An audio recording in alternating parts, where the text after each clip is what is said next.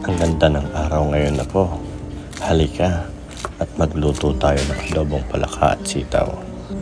Salamat pala sa iyo, Apo, at pumarito ka ngayon. Tatandaan mo, Apo, nandito lang ang Lolo Herman mo para ipagluto ka. Heto, at ituturo ko sa iyo kung paano magluto ng adobong sitaw na may palaka. Pagkatapos mong hugasan ng lahat, maghiwa ka ng bawang, luya, at sibuyas.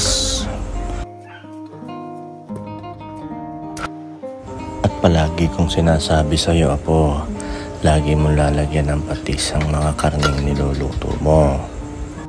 At pagkatapos ng lahat, Apo, pwede ka na mag-isa ng luya, bawang, sibuyas, paminta at laurel. Siyempre, yung palaka. At pag nagbusa mo na, Apo, takpan mo.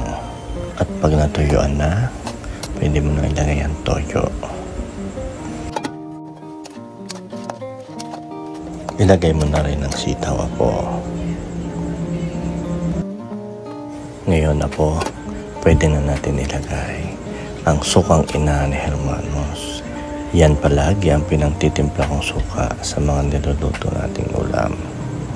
Lagyan mo na rin ng konting mantika, Apo, para maprito-prito. At hayan, sa kakakwento ni Lolo Mantik masunog ang adobong palaka na may sitaw. Hayan, halika na at kumain na tayo.